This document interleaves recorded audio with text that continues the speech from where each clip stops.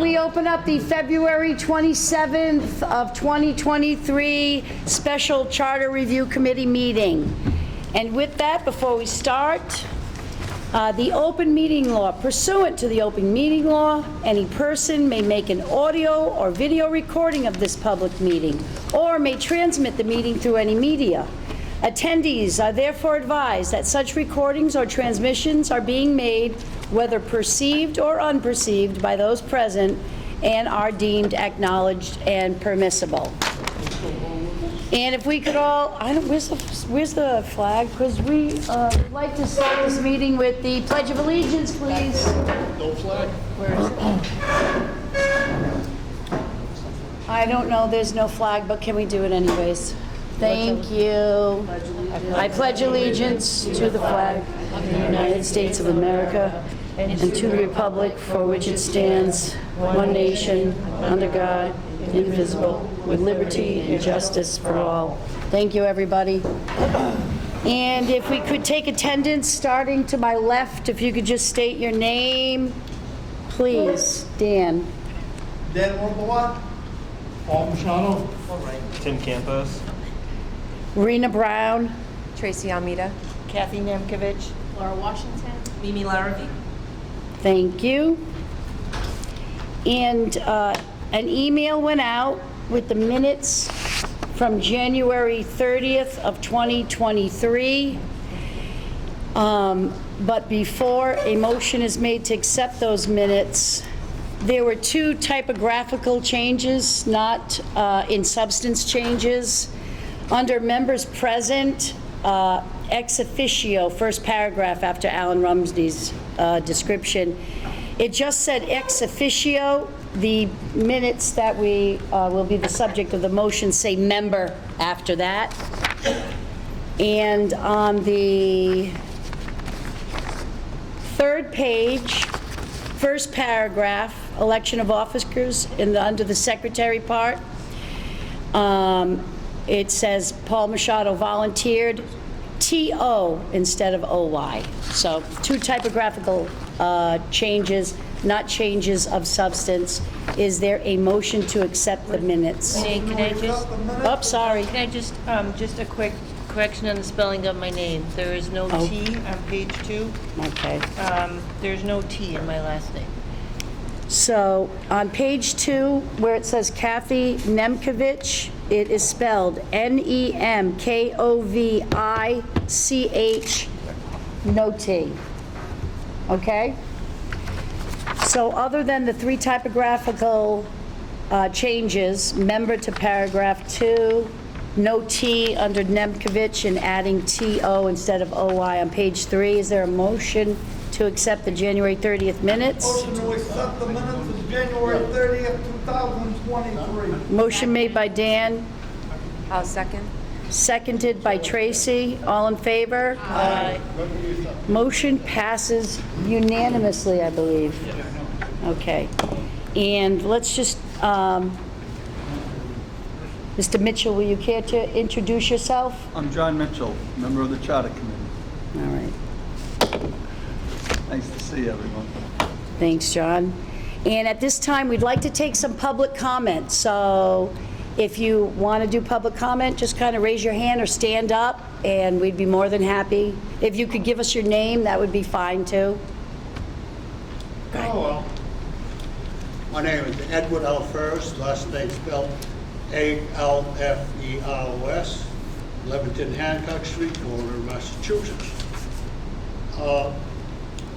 This is to add amendments to the charter, correct? Do you want me to answer? Yes. Okay. So, The Special Charter Review Committee was formed according to the statute. After the last change, it had to be reviewed again at the 5-year period. So this is technically the 2022, because it was changed in 2017. So this is the 2022 Charter Review Committee. And we review the charter as it is right now.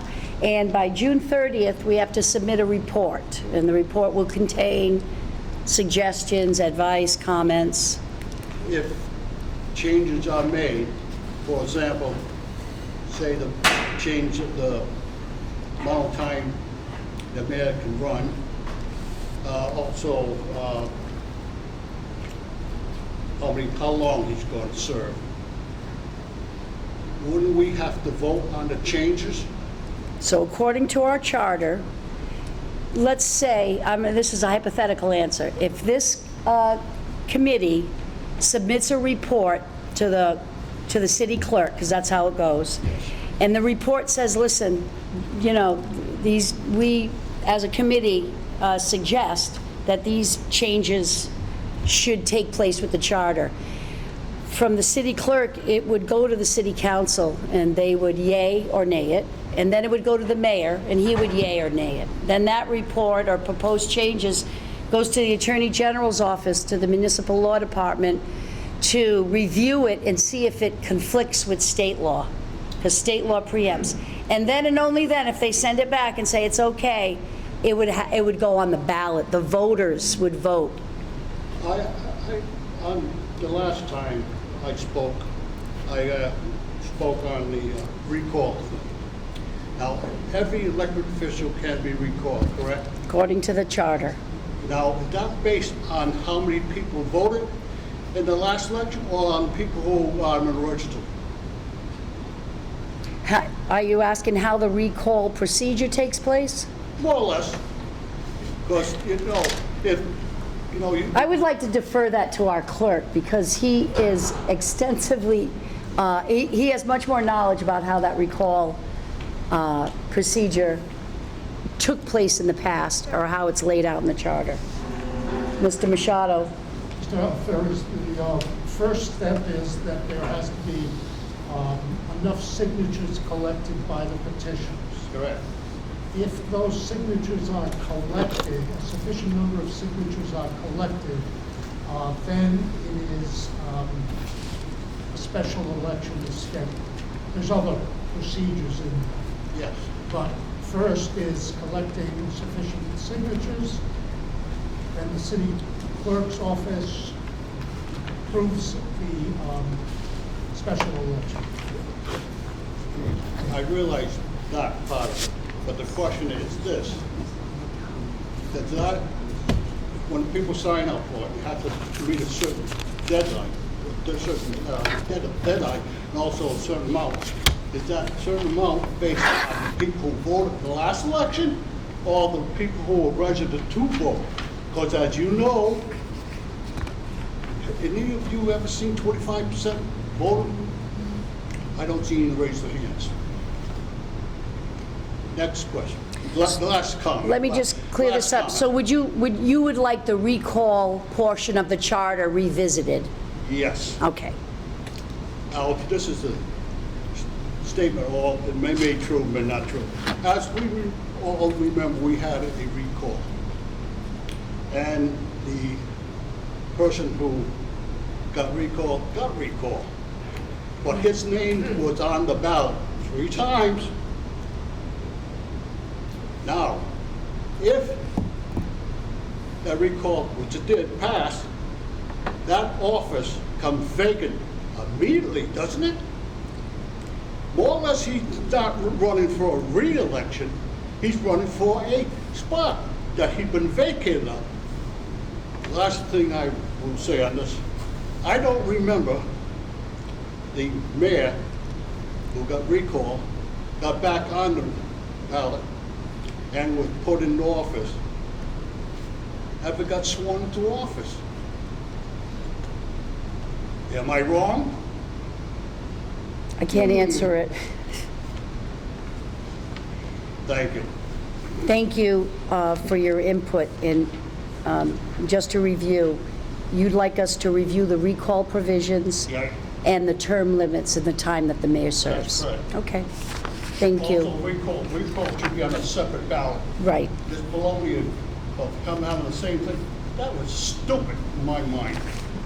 I know it costs a lot of money to have a ballot. No, I Once upon understand. a time, I used to work for a company here, Fall River. We made the information sheets and the campaign flyers for many of the people who ran. Well, thank you. We appreciate your input. You're welcome. More public comment? I submitted, I think 5, maybe 6. Could you just give us your name, because not everybody knows you? My name's Elliot Venice, 25 Rights Way, Fall River, Mass. I was actively involved, although not a member of the Charter Commission last time, and I served as chairman of the Education Committee. It was my job to go out to the public and educate the public on the charter and the contents of the charter, and try to sell the charter to the public. I guess I've succeeded. All right, the first section, we have problems with the charter with people holding 2 jobs. That started, right from day one. So I sent, they resolved a section 2.3. Let me just interrupt 1 second. Mr. Venice, you provided each committee member with handouts Yes. of your request for proposals. So prior to the meeting, you gave us a package with 11 copies, I think. So each committee member has a package, looks similar to this with red ink on it, correct? Ready And- to pitch the changes, the cross-outs out, actually the deletions, and The- the black is what's normally in the chart. The red is your proposed change, and the black is what's in the charter now. Right. Okay, and we'll make those available with the minutes for the minutes that are being taken now. We'll make those available as part of the minutes. All right, I just wanted to make the record clear. Continue, Mr. Venice, please. Well, right now, there are a number of people in the city that are working more than one job. And when you ask how to get paid, no one seems to know. Maybe I'm not asking the right people, but, I don't think people should be paid twice for the same work. I don't think people, part of the thing with the charter, we want to get more people involved in city government. The first thing out of the thing is, fortunately, the Hetzler thing, where he was a fireman and was on the school committee. He was a second shift fireman, served on the school committee. How can, because the charter says your hours should not conflict. Part-time jobs should not conflict with full-time jobs.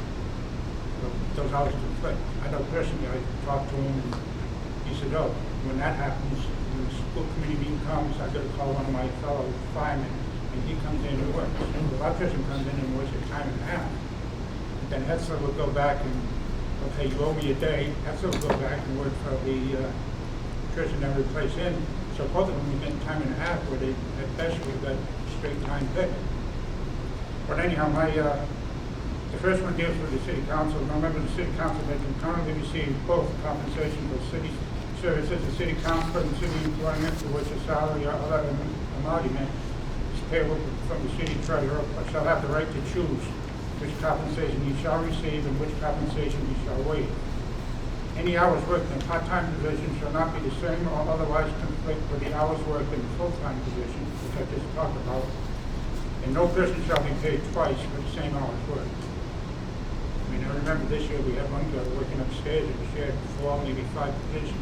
Even the DPW out of this building, she was working. Now, how are these people getting paid? They're getting one pay at the highest rate? Or, are they doing something else? So the hours should not conflict with a full-time position and no person shall be paid twice for the same hours worked.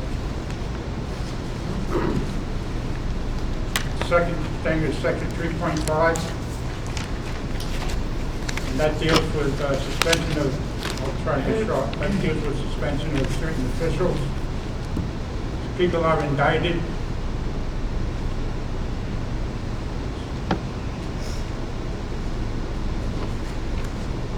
An officer or employee of the city or any department, board, commission, agency thereof may, during such period of such officer or employee is under indictment for misconduct in such office or employment, or under indictment in any appointed public office, trust, or employment at any time held by him, be suspended by the appointing authority.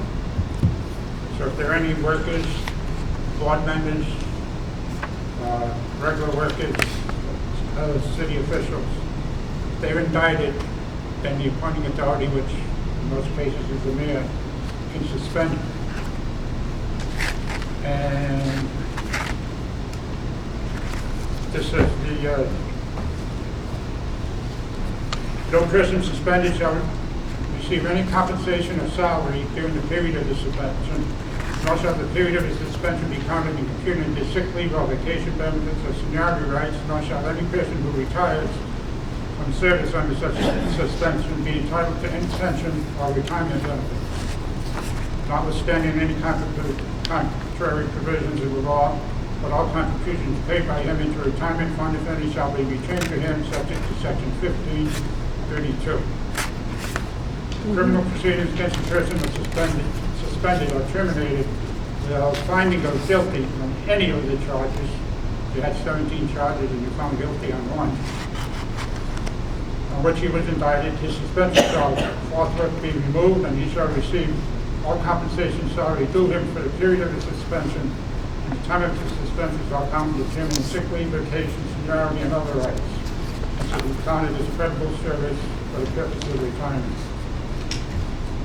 And this comes under, I'm not making this up, this comes under Part 4, Crimes, Punishments, and Procedures in Criminal Cases, Chapter 1, Chapter 268A, Section 25, of Mass General Law. And I was told on the way here, because I talked with the Ethics Commission today, the lawyer from the Ethics Department, if Paul River has a case where the seal of weights and measures was suspended wrongfully by the city, and his actions of his wrongdoing had nothing to do with his job, so he sued the city and he ended up winning. So, you know, he can suspend the person whose job related. Section 3.8 is the temporary absence of the mayor. Hopefully this can help us with, we went to court last time on this, and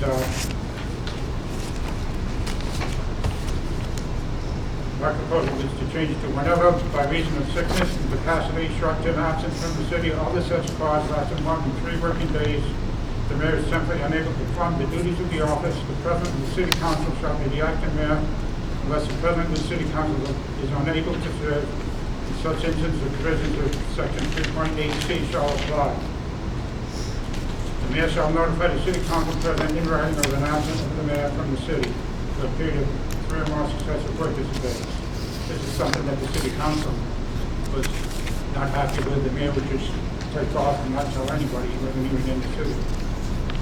The city council, by the affirmative vote of 7 members, shall determine whether the mayor is unable to perform the duties, and this is new, in the event that the mayor, because of his temporary incapacity or disability, is unable to make that decision for himself. The city council vote shall be taken in public. Public session by a roll call vote. When they did it, the city council tried to remove the mayor and just didn't have any standing. Section 310 deals with the vacancy in the office of the mayor. Whenever a permanent vacancy is different than the temporary one that I just talked about.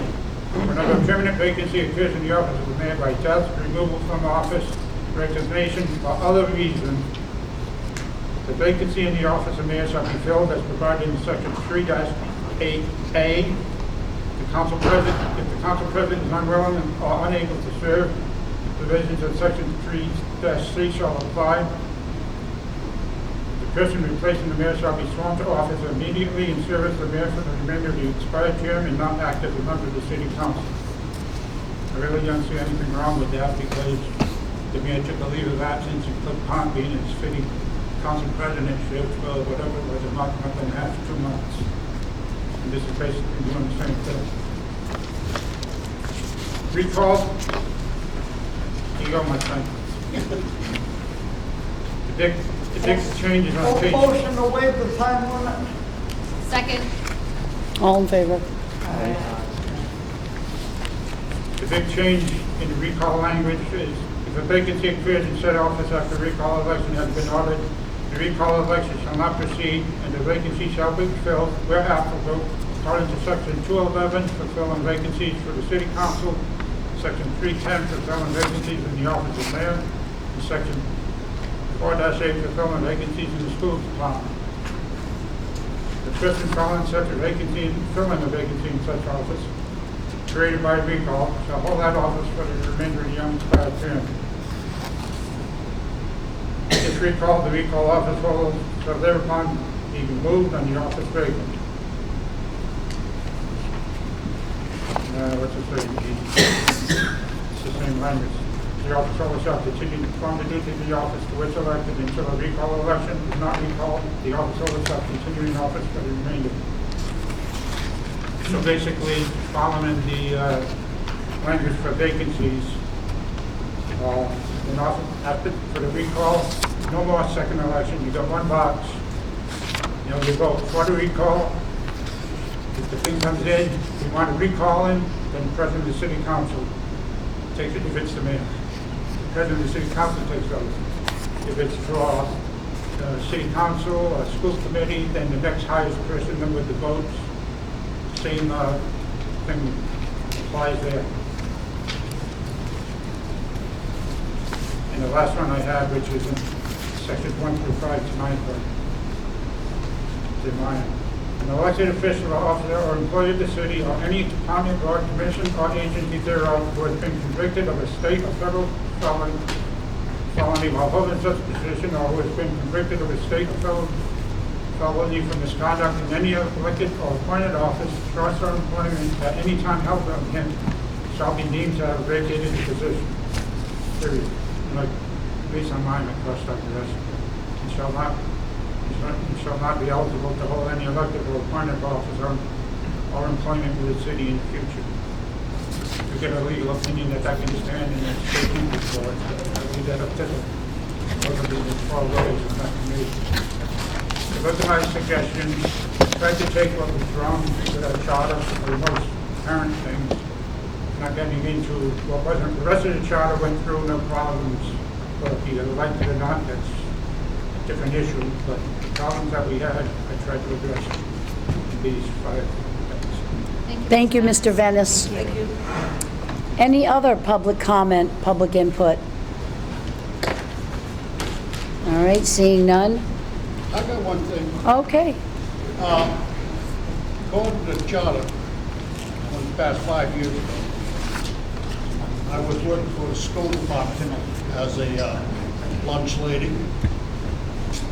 If I ran for any office, or especially the school committee, I wouldn't be allowed to? That don't make sense to me. I have no power over there. I imagine the people who work in the city hall, as secretaries or whatnot, don't have any power or policy. That provision, I think it's really unconstitutional. So That's no, it. thank you. Any further public comment? Okay, seeing none, moving on to the minutes from January. Did we do that already? Yeah. Did we accept the minutes? Thank you so much. And one of the other, number 6 on the agenda is the adoption of parliamentary procedure. I got my Robert's Rules of Order handbook here. Motion to adopt. Motion to adopt Robert's Rules of Order as the parliamentary document Second. for the Charter Review Committee. There's a motion to adopt the Robert's Rules of Order as the parliamentary procedure for the 2022 Special Charter Review Committee meetings, and that motion is motion made by Dan Robillard, seconded by Mimi Larrabee. All in favor? Aye. Motion passes unanimously. Moving on. I'm sorry, I didn't ask for discussion on that. Did anybody want to have an in-depth discussion about Robert's Rules of Orders? Okay, I apologize. It won't happen again. Moving on. So it seemed to make sense to start at the beginning of the charter, and if you want to comment, question, have discussion about it, please just like put your hand up or tap or something, because if my back is towards you, I won't know, or just shout, and if someone's talking, we'll wait till they're done and I'll recognize you, okay? So first of all, does everybody have a copy of the charter? Yes. Okay. And it starts out just the charter. And one of my issues was, I didn't know if I have a copy of the old charter, and I thought a table of contents made sense, but this one doesn't have one. Your thoughts, anybody? Motion to suggest a table of contents. Second. Any discussion on a table of contents? Yeah, and my only discussion would be, I'm not quite sure what it would look like. I know that that would be something that we'd kind of finalize maybe at the end, but I just think a table of contents makes it easier to go right to where you want to go to in the charter. And so there's a motion to consider a table of contents. I believe it was seconded by Mimi, so all in favor? Aye. All right, motion passes for a table of contents. Nice. Moving right on. So I have a Chapter C, the charter. There's a history line and a preamble. I'm not going to read it because everybody has it. Is everybody okay with the first two paragraphs, the part that says history, preamble? Any discussion? Okay, looks like that stays. Article 1, incorporation, short title. Oh, I'm sorry, Alan. I'm just gonna, I have a couple, like, clerical kind of things. Be nice. I'm not gonna have my input here. I can do, like, public input, put it in writing at a later time. I'm not gonna chime in on every little thing, but just to give you an example. I won't do this for every single one. Section 1.1, it has the name City of Fall River in quotes. And in section 1.2, it says cited as the City of Fall River Home Rule Charter without quotes. Things like that bother me. It should be consistent.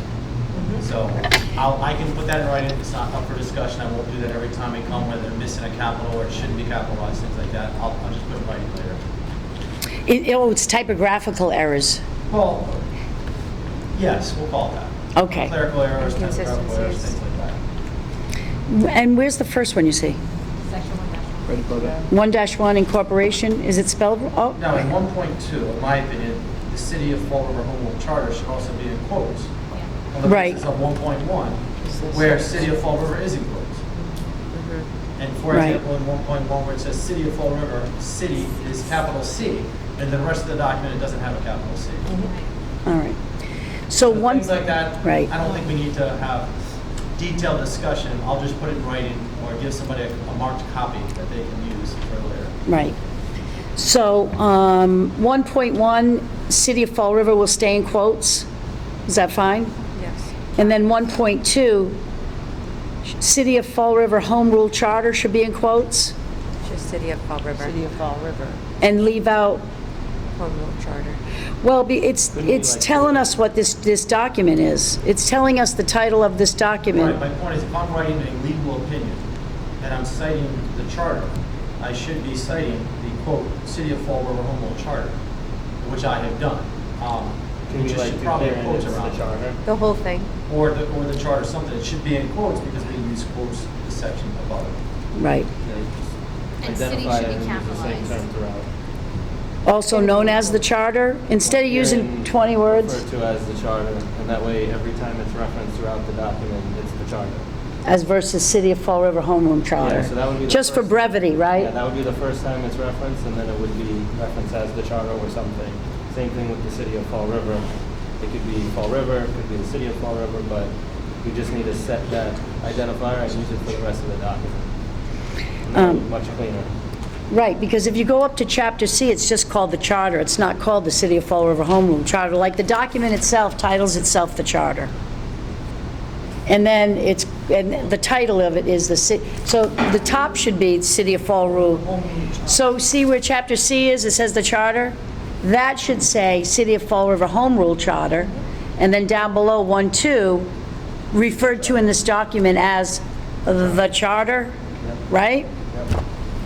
And then the city of Fall River, I would say, should always be capitalized. The city should always, that first paragraph, the city is not capitalized, and then city is capitalized. So I would say the city should always be capitalized. Right, yeah, I couldn't agree more. So going back to Chapter C, the charter, I guess I would make, is it the charter, or is it going to be called the City of Fall River Home Rule Charter? Because that's the first time it references it, is Well, up if you're here. citing it in a legal opinion, you probably should the first time put City of Fall River Home Rule Charter. Right. But then every other time it will just be charter. So similar to Okay. this document can say charter everywhere else. You might want to title it with the actual name though. as, quote, "the charter," As listed in one. right? City of Fall River Home So Rule also Charter. known as, or also referred to as the charter. The moving charter, forward. yeah. That would be in section 1.2? Right. Okay, 1-2. So 1.2, this instrument shall be known and may be cited as the City of Fall River Home Rule Charter, also referenced as, quote, "the charter," quote, right? Or does it have to say also, or should it just be? I don't know. I think Either that's, you can it's do too. commas, and it can just be how, you can name it multiple things. It's just that anytime you see that word reference to the document, we want it to reflect back to what it's supposed to be, which is the City of Fall River Home Rule Charter. So is it also referred to as, Referred to as, also? It could just be, it could be the charter, Karen referred to as the charter, it can be, you Just can add No, commas. section 1.7 has it defined. It needs to be better defined, but it does at least Yeah, this charter. Yeah. say charter. Right. So Chapter C, instead of "the charter," the title really should be, like the very top line should be, City of Fall River Home Rule Charter. City of Fall River Home Rule Charter. And then 1.1 is fine. 1.2, adding also referred to as, quote, "the charter," quote, right? Yes. Okay. 1-3, division of powers. Any discussion? Any suggestions? Moving on, section 1.4, powers of the city. Now, if you go look to that, it says, "It is the intention and the purpose of the voters of Fall River through the adoption of this charter," so this charter should be capitalized and in quotes, or just this charter. Or is it the charter? The charter. The charter charter, in quotes. right, right, the charter. Right? Whatever you labeled it in 1.2. Right. This is how we refer to it as the rest. To secure for themselves. Any discussion about 1.4, powers of the city? I would want to know what constitution we're talking about. Subject to the express limitations in the Constitution, that's right, too. So should it be three things? Is it the Constitution of the United States, the Massachusetts Declaration of Rights, or the general laws? So in 1.4, under powers of the city, it says, "Subject only to the express limitations on the exercise of any power or function by a municipal government in the Constitution or general laws." We're talking about clarifying Constitution. It isn't the Constitution of Massachusetts, it's the Declaration of Rights. And the only Constitution is the United States Constitution. So do we list United States Constitution, Massachusetts Declaration of Rights, or Massachusetts general laws? Because the other thing is, it just leaves it open to general laws. And it's really Massachusetts general Yeah, I laws. would be descriptive with that.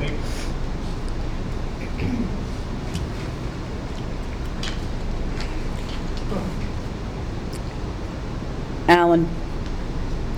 I think you'd probably just take out constitution, or at least, specify which constitution you're referring to, because obviously the U.S. Constitution supersedes us. So I don't think we need to identify each and everything that supersedes this charter. So just putting general laws is probably good enough. I just don't like the word constitution without any definition of what they're referring to. Yeah, but you know, Mass General Laws doesn't always address everything. We didn't codify every right in the United States Constitution or the Declaration of Rights. Not all Mass General Laws. You know what I mean? Like, we don't have a Mass General Law that says you have the freedom of speech.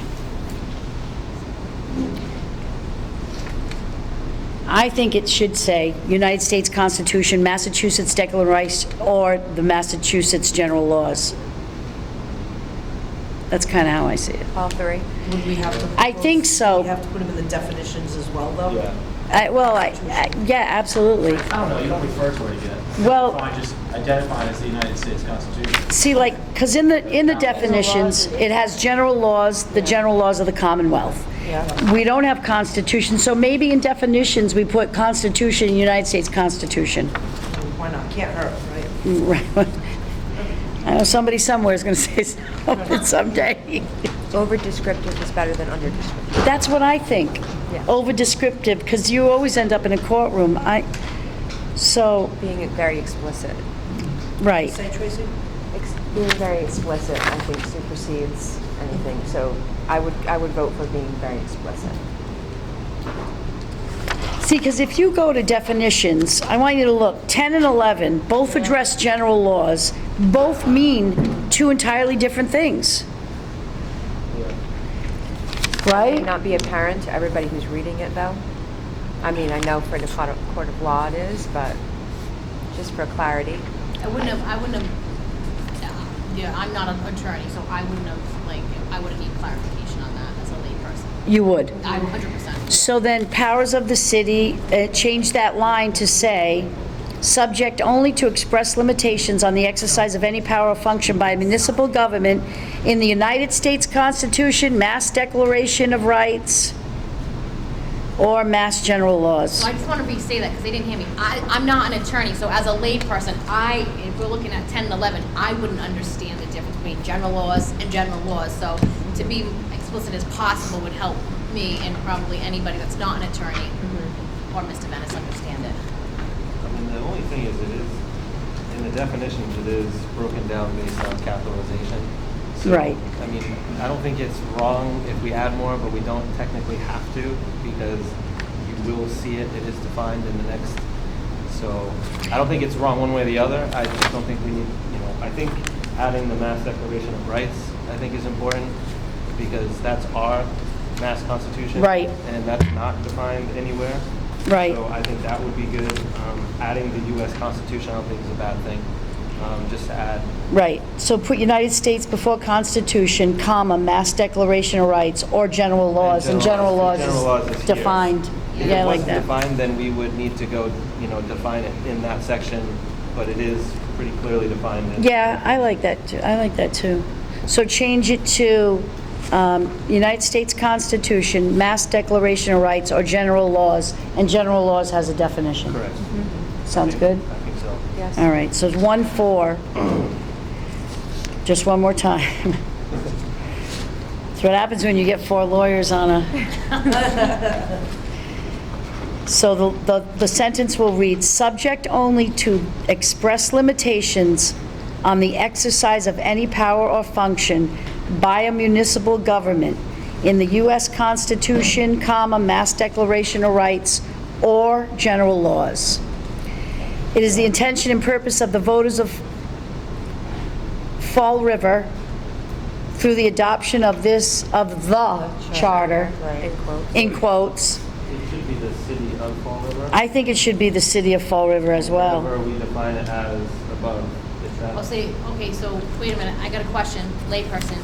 We just said we were gonna be able to say the charter, so are we saying now we're gonna say the city No, of Fall River charter? No. Like, Earlier. No. In the sentence, it says the purpose of the voters of Fall River, we're going to put city of Fall city River of Fall- okay. through the adoption of the charter. So that's going to be followed throughout the charter. Yes. City of Fall River, not Fall River. Okay. Or we can make it Fall River, it doesn't matter, just, we gotta define that somewhere and then roll with Right. it. For example, I mean, when in the the definition. charter is named, the City of Fall River Charter, first time, hereinafter known as. That's it, hereinafter, that's the word. Hereinafter. And, don't get me wrong, there'll be a report, hopefully by the last meeting, and we're going to be able to kind of fine tune it then. This isn't, You can wordsmith it that right, time. we can typo, wordsmith it, okay. Moving on, 1.5, construction. The powers of the city should be capitalized. Didn't we say city was going to be capitalized? Of Fall River under this charter are to be construed liberally Under the. The charter. under In quotes. the charter, in quotes, are to be construed liberally in favor of the city of Fall River? It's- Right? It's a little redundant, because It it's in the is. same, I would just leave it as the city, because you We explicitly define say it city, and we in the say city beginning of the Fall River. sentence. Well, we define city. Under the definitions, we put city, we're referring to just Fall River. Yeah, so we can use city as long as it's capitalized. Can we take city out under definitions? No, and the just city wouldn't stay be capitalized in that consistent with context. Fall River or the city of Fall River? Is that Yeah. possible? See why not? I like it. I like calling it the city of Fall River. I just, for some reason, I would like to stay with the city of Fall River. I do too. I think it makes the document, So take it out of the you know, definition. more formal. I don't know. I can't find the word, It's more but powerful, like, it just, more like, Yeah. yes. important, because it's, More official. it's an important document, Yeah, I agree. right? Yeah. The powers of the city of Fall River under the charter are to be construed liberally in favor of the city of Fall River, and the specific mention of any particular power is not intended to limit the general powers of the city of Fall River as stated in section 1-4. All right, any further discussion on construction? And I think it's, you know, I like the city of Fall River in capitals, so. And we could add both too. Right, So it could be, you know, the city of Fall River and the city, you know, or the Right. city. So if we do want to keep it short in some places, like that sentence where we say it twice in a row. right, it sounds Or the ridiculous. city, I mean, I like using the city of Fall River better because it definitely sounds more formalized and it's definitely clear, but if we do want to keep that word, the city, at any point, we should just add somewhere in the beginning when we define the city of Fall River, herein referred to As the of city. Fall or the city. Right. And then as long as it's capitalized, we can kind of roll with that. We know that it's Fall River, We can get right. that. 1-6, intergovernmental relations. We have a comment. Madam Chair. Oh, I'm so sorry. I look at section 1.5 and 1.6, and I think they should be in the same section. I mean, the purpose of 1.5 is Fall River declaring that they're trying to grab as much power that they can, that they're allowed to pursuant to the U.S. Constitution and the Mass General Laws, and the Mass Declaration of Rights. Right. It's really all under intergovernmental relations. I This kinda- construction about talking Right. about liberally constrained power in favor of Fall River, it's not in reference to Fall River versus its citizens. This is all intergovernmental relations. So I think really, you could It's almost combine like both one- paragraphs right. in the chapter entitled intergovernment relations. As versus construction. I don't think you need a paragraph. Yeah, I don't think you- Section that's entitled construction. I don't think so Really, either. Intergovernmental relations paragraph. I actually thought it should have all come under powers of the city. I thought it all was, see, we label section 1-4 powers of the city. And the only time we talk about it is in 1-5, the powers of the city. But that's called construction. Follow me? We talk about the powers of the city under 1-5. We don't talk about the powers, well, we do, any power or function, but why can't 1-4 be just powers of the city and it include the paragraph of construction and intergovernmental relations?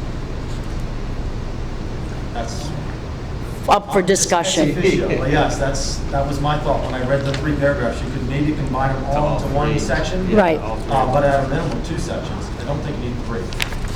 Right, In fact, I think the paragraph under construction is more powerful if you were to include it in section 1.6, intergovernmental relations.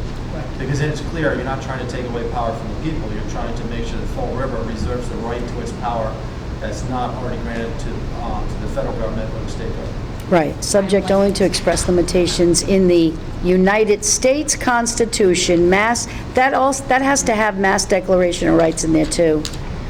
So then does section 1.5 become renamed intergovernmental relations, and that includes? So are we having a 1-4 and a 1-5, or is 1-4 through 1-6 going under intergovernmental relations? There were two proposals. Right. I believe, and one was to separate or combine just 1-5 and 1-6 and leave 1-4. And then the other proposal was to combine all three under section 1-4 and rename it intergovernmental relations.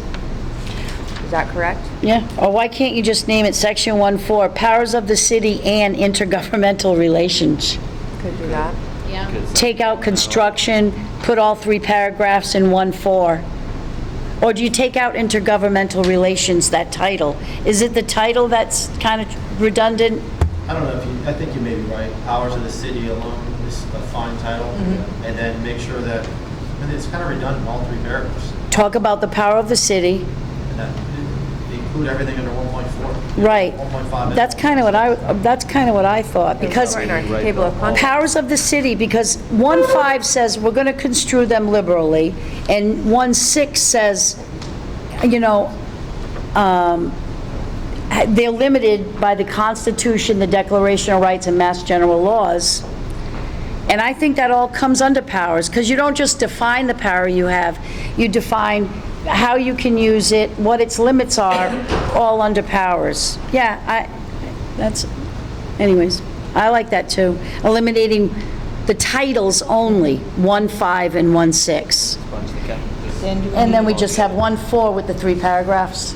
All right. Do we need to change that last, or the sentence in 1.5 though, because it references section 1.4? As stated here. As stated here, okay. As stated herein, right? Paul's going to have fun with this No. report. It's a good thing it's recorded, Mr. Clerk. And take out 1.5 construction, take out 1.6 intergovernmental relations. And make it all 1.4. Right, but change that first line, subject only to express limitations in the United States Constitution, the Mass Declaration of Rights, or Mass General laws, and the city, capitalized, of Fall River. We might even be able to take that last paragraph and work it into the first. Work it into subject, 1.16. I mean, because, It's essentially starting with the same thing, and it's just another, like, that first paragraph is one sentence. Oh, yeah. So we could probably maybe bring those two together. I mean, I don't want to make it complicated. well, but they do look, They basically start, first half of both of them are exactly the same. Yeah. And they're both referencing the same thing. It's just they're saying something slightly different, but similar. So we might be able to just reword all 3 of those together if we wanted to do a rewrite. But- maybe you could come up with something. Okay. Like, if 10 people rewrite something, there's 10 rewrites. But if one person rewrites something, because you See what kind it of... looks like, and if we like. Right, and then we can come back and visit it, right? Is that all right with everybody? Yes. All righty. So 1.4.15.1.6 is going to come under powers of the city, and we're going to try to revise the wording, I guess, right? And if we don't like it, we just keep it in Well, we'll keep it the same. separate All right. paragraphs, and it's fine. Definitions. Definitions.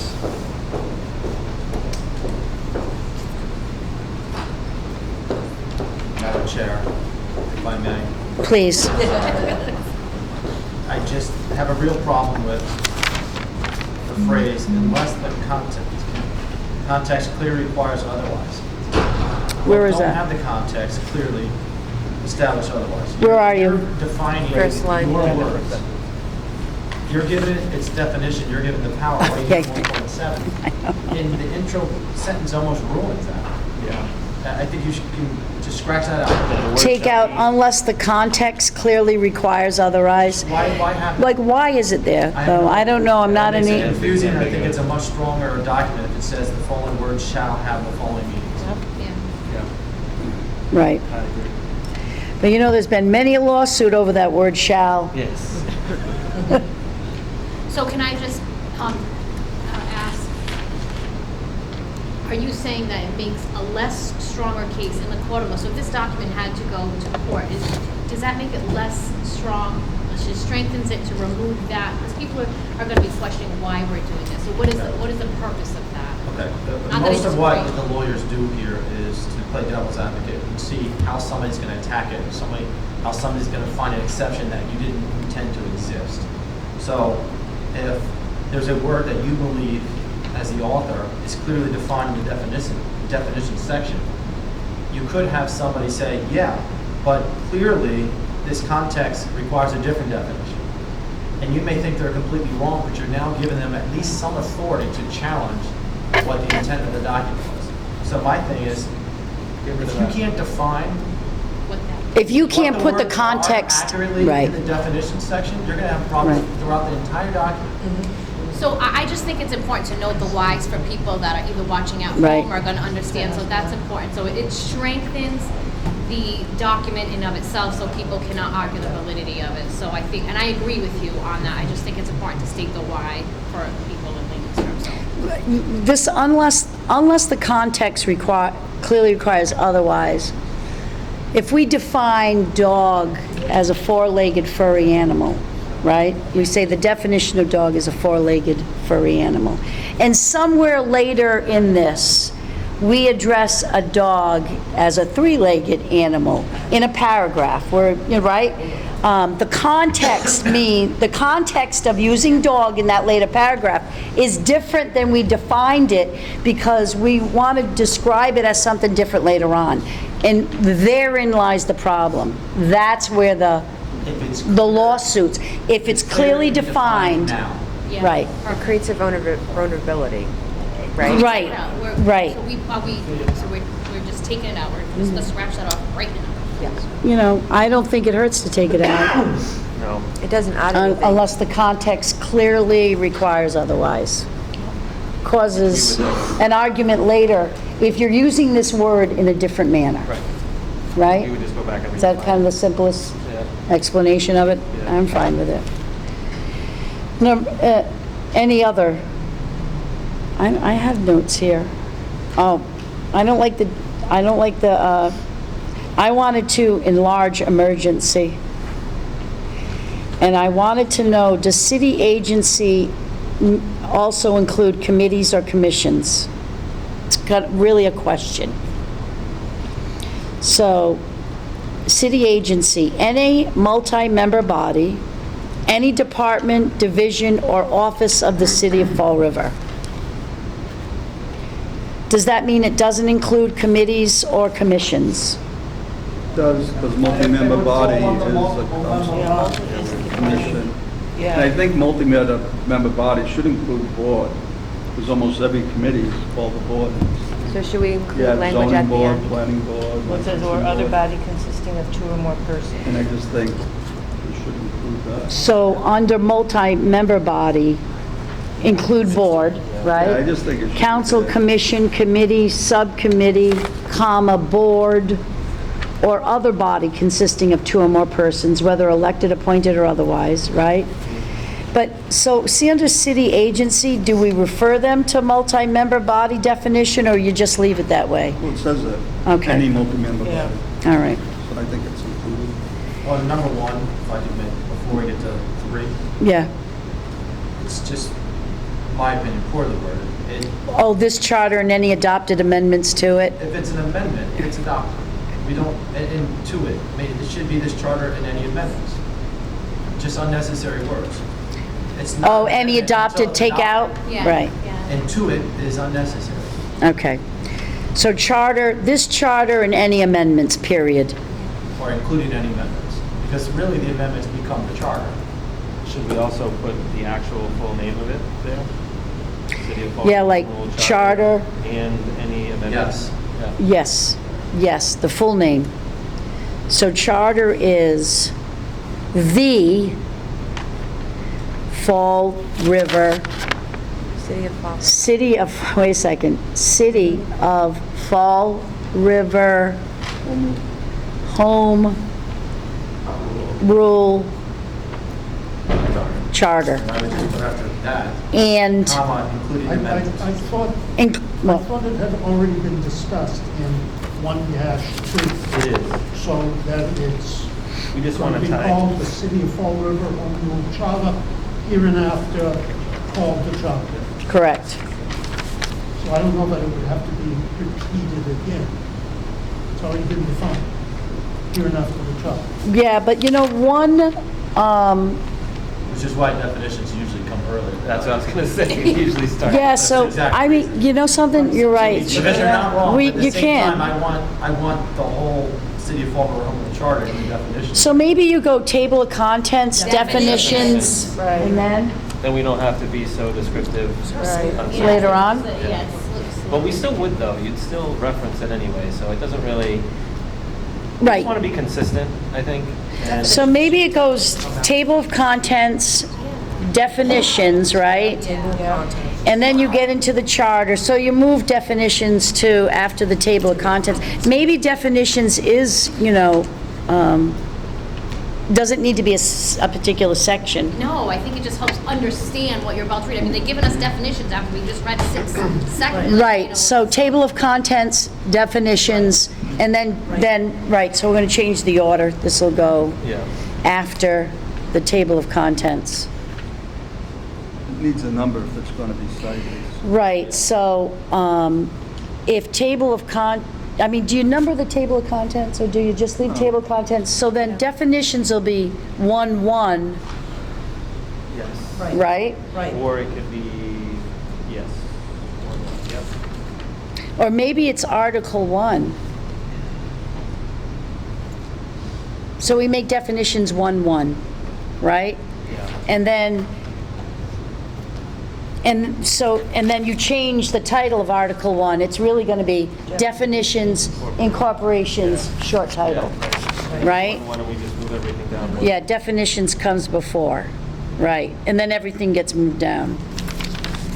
Yeah, because the definitions ends Article 1 anyway. Right. So, So put it first. yeah. So charter, the City of Fall River Home Rule Charter and its amendments, or the amendments? It's Including I would put including. amendments.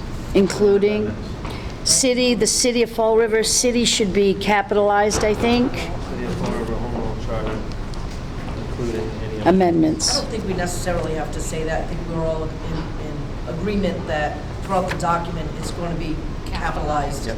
So, Okay. I don't think we have to. City agency, any multi-member body, any department, division, or office of the City of Fall River. City officer or department head, a person having charge of a city office or department. I don't like I don't know, saying for some reason that sounds Having off to me, and I I'll don't tell you, know. this has been problematic in the last Okay. 3 years. Okay, so what's been the problem with it? The problem is it's pretty easy to define what a department head is, and nobody really knows what a city officer is. And the fact that they're using them as if they're synonymous here Is not true. Right. is not. Like, wouldn't a city officer be like, I think you could get away with just It department. confused me. I don't know what it is it is. like, Clerk, right? like the administrator, like, what's I think of a Seth's police title? officer. City administrator. Oh, for crying out loud. Move to strike the word city officer. Yeah. That's who not a said bad it right about idea. Police officer, because that's exactly what I thought. Right. Yeah. I was- Yeah, So just not a city bad department. idea. Yeah. So take out city officer and just put, I'll tell this board, what this definition is used in the document later on, or at least one of the main reasons, is for confirmations of department heads or city officers. They use the same two terms. I believe, I'm not 100% on this, but I believe our prior charter did not allow for city council confirmation of department heads. That's correct. The mayor is a Plan A mayor. The mayor's always had the ability to appoint who he or she wishes to appoint. This charter made department head appointments go down to city council for confirmation. So that was the purpose of this. So the big question is, who goes down and who doesn't go down? And, Is there are probably any- 9 opinions that think that everybody goes Right. down, and then other people think, well, only a certain number of people. is there anybody that is referred to as a city officer? I mean, is it an outdated I was term? gonna say, name someone that's a city officer. I can tell you, in the 3+ years I've been there, it's usually department head is the phrase that's used because in your organizational structure, you have department heads, and really that's what it all stems from. It doesn't really matter what term you or I use, it's really what does the city use? Right. What term is the city using to describe the head of a department? So are you suggesting we just strike city officer? Move to strike the word city officer. Yeah, I'm with you on that, Dan. No, there's no Motion to job strike city description officer. that reference city officer that exists, right? And just department head. The city department head. Except for Is it a city department head? Yeah. Yeah. The way it would read is a person having charge of a city department. You know, I don't like that language, though. I'm not also. I'm so sorry. Motion to strike city officer. Second. Any discussion? No. All right, all in favor? Aye. Striking city officer. Department head, a person having charge of a city office or department. Don't like it. So what's a city office then? Overseas, that's vague I too. mean, what does, What's a city office? What's the difference between a city office or a department? A city department is a department, the department head oversees and runs the department. I think if we're going to right, take because out the city- wouldn't the mayor be a department head, because that's a city office? The mayor is the chief executive of the entire city. Oh, that's fine. That's different than a department head. You have department heads, you have division heads. So what you're suggesting is to remove office out of here too? I think it's. Correct. I agree. The problem is that they're together, because I think there needs, I mean, if we can define what a city officer is, which the mayor is a city officer. Right. Then we should have that defined separately and not convolute department head, because I think that's what makes it kind of difficult. Like a department head does, The mayor is not a city officer, the mayor is the chief executive of the entire city. Right. Well, your rationale's, I think, 100% correct. It's just, I don't think you need to define city officer because it's yeah, well, unnecessary. maybe so, yeah. Because we'll just define it as the Well, mayor. we strike Well, it I don't mean the out. mayor himself, I just mean if there is someone that can be If deemed. we can't define it, then it's Yeah. unnecessary. Yeah, okay. So we Fair enough. striked out city officer, let's strike out office. Can we make a motion to strike Move out? to strike office, Second. Well, No. Any discussion? yes. Motion to strike. So, motion to strike city office, right? Not We already just did that. office. correct. Correct. City office. And make it city, but make it city department, right? Oh, Yeah. just So office it's then. just office.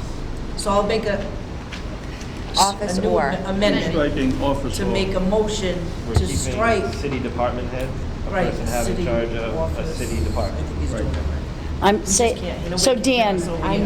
know. we struck city officer, it's department head. What's your motion?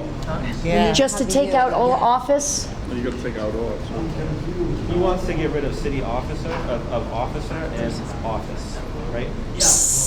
That's what he put a motion to strike. So what's the motion? A person wants to- having charge of a department Yes. is what the City- motion is? So a city department head is a person having charge of a City department, right. So a person having charge of a city department, Correct. that's the motion. That's what he's asking for. Okay, so Dan's motion is for it to read, a person having charge of a city department. I just think it's not. Is there a I s- think this, Go ahead, No, no, no, you're you go first. ahead. No, go I don't think I'm keen on the having charge. Is there a reason why it's having charge, or is it responsible? Strike out charge, I don't care. Oversight, having. Wipe out the whole. It's the only one I can hear on that side. I like it. You're gonna find throughout this laborious disaster, there's a lot of language that you're gonna see doesn't make sense and gets repeated. Okay, This is just the very beginning. All okay, right. so We can leave do it, that. let's move on. Okay. So, well, there's a motion. It's going to, number 4 would read, department head, a person having charge of a city department. How about oversight? Having oversight. oversight sounds better. Oversight. It sounds Okay. poorly worded. A person having, Oversight. But they are in charge of the Yeah, department. yeah, it just sounds Same poorly thing. worded. I know it doesn't sound Over- right, but I don't think it's wrong.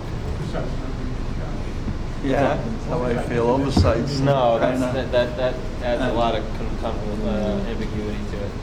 I would Instead of just- having charge, what about a person in charge? Charge. That's In fine. charge. In charge sound better? Yeah. In charge. Sound like they're going into battle. Yeah. Have in charge. Get a charge. In charge. all department heads are appointed? Yeah, they're all employees. So isn't a department head a person appointed to oversee a city office? I would say a city department. Well, Yeah, they don't call anything offices in the city. Right. Everything's a department. so a I think department there's no head, exceptions, are there, Alan? but they're all appointed, right? They are. Department heads are all appointed. So isn't it really a person appointed to oversee a department? Person appointed. It does help Well, clarify. well, because I think you want appointed in there, because it becomes problematic later. Right. I'm telling you. Well, the only problem with word appointed, I think it probably works right now. But what if we're 10 years from now, what if Yeah. we're 20 years from now? It's unnecessary, I would say not included, because you could, in the future, have a department head who's not appointed, and that way your document has more elasticity to it. Yeah. It may not always be what it is now. Right, exactly. Okay. Leaving a little. So a department head, a person having charge of a city department. A person in charge. Person in charge. Of a city A department. person in charge of a city department. A person It rolls off the tongue. in charge of a city department. Okay. City website. Madam President, Yes, I'm sorry. it's come to my attention, you have 2 members of the public that arrived late, and they want to at least ask if you can open up time for citizens. I absolutely can. I absolutely can. Can I have a motion to reopen? Take the agenda out of order and Thank you. resume citizen input for the 2 residents that came late. Is there a second? Second by Kathy? Second by Kathy? Motion by Dan, second by Kathy.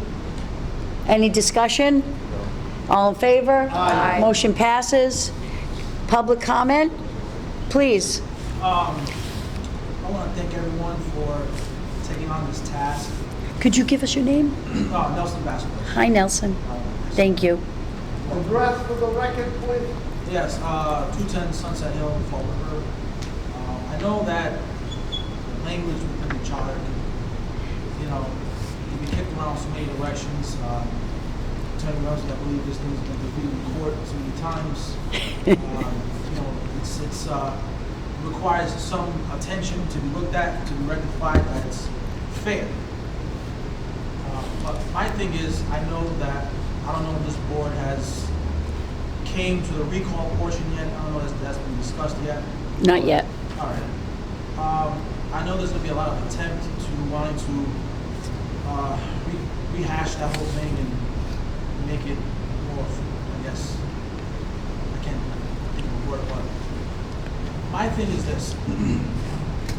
Now, I'm just speaking in a future reference.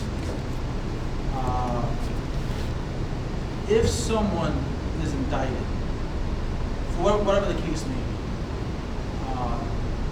if they have not been charged, and if they can still come to work every day, see, because mayors have assistants that attend meetings on their behalf all the time, whether it's in the Commonwealth, out of the Commonwealth.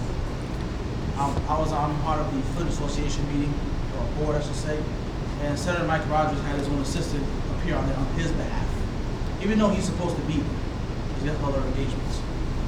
So my thing is, just because a mayor gets indicted or not, they should still be able to still perform their duties.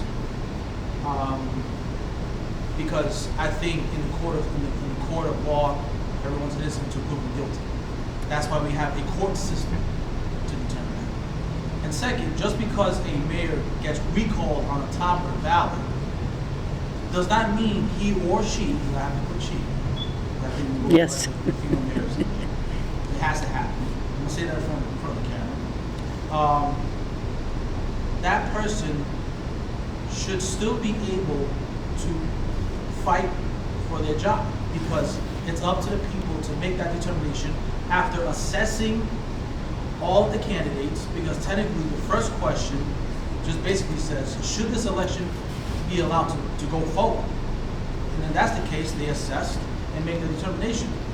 So if there's any change to that, this city would be subject to lawsuits, because the U.S. Constitution says everyone has the right to run for office regardless of circumstance.